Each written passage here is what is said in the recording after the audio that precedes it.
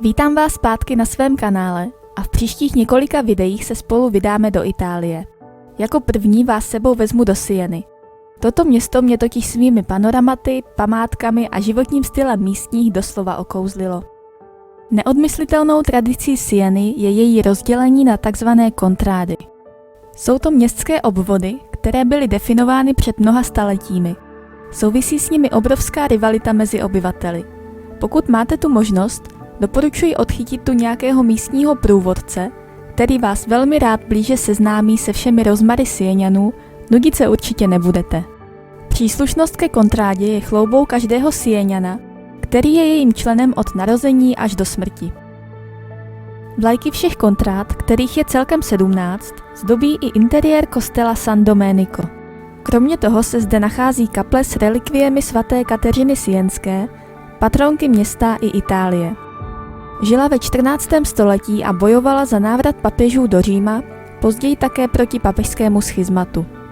Kousek od kostela San Domenico lze navštívit její rodný dům, kde dnes najdete malby zobrazující její životní cestu a její jméno přirozeně nese i jedna ze sienských ulic.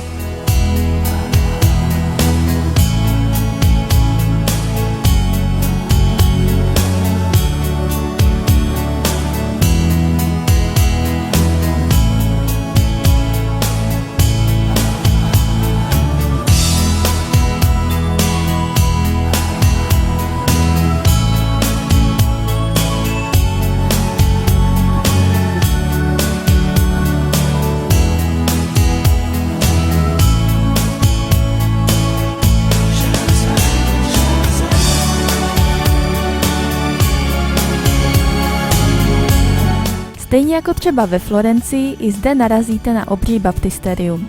Počkejte si ale, co vás čeká za rohem. Jestli mi totiž v Sieně něco na první pohled vzalo dech, tak to byla místní katedrála. No jen se na tu nádheru podívejte.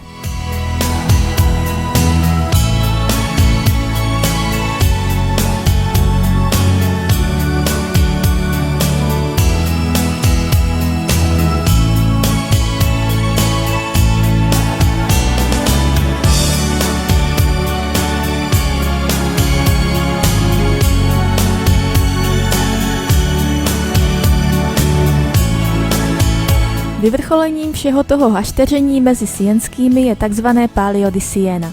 Dostih, který se odehrává na náměstí Piazza del Campo dvakrát do roka v letních měsících. Náměstí se pokryje pískem, vymezí se závodní dráha a žokejové na koních bez sedla, reprezentující jednotlivé kontrády, náměstí 3krát oběhnou dokola. Celé to netrvá ani minutu a půl, ale město během období Pália zažívá doslova euforii. Chcete-li mít dobrý výhled na dostih zbytů místních na Piazza del Campo nebo z přistavených tribun, připravte se na astronomické částky. Nejnebezpečnějším úsekem dostihu je zatáčka San Martino a děsivé pády jezdců i koní jsou bohužel součástí každého dostihu. Pokud si záznam Pália někdy pustíte, bude vám spíše než dostih připomínat zběsilý úprk o život, doprovázený nadšeným zápalem přihlížejících. Prostě taková ta správná chaotická Itálie plná barev a života. Do popisku vám vložím odkazy na pár takových dostihů.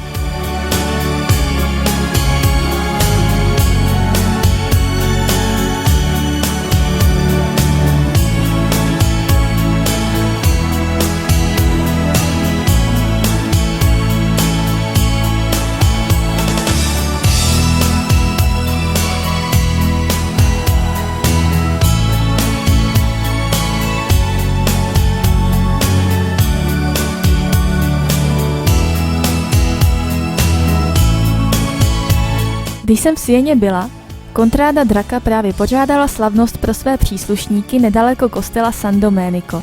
Prostě si uzavřeli ulici, postavili po celé její délce stoly s jídlem a pak už jsme jen pozorovali, jak se do dané uličky hrnou skupinky místních s vlajkou své kontrády kolem ramen. Vidět naživo Palio, pokud nejste místní nebo nechcete platit horentní sumy, by byl asi těžký úkol. Nicméně Siena si svou soupeřivou atmosféru a oddanost zároveň nese sebou neustále. Určitě se tam tedy na cestách po Itálii zastavte, je to neuvěřitelný zážitek. Místní život, památky, výhledy na město, to vše stojí za to ve dne i v noci.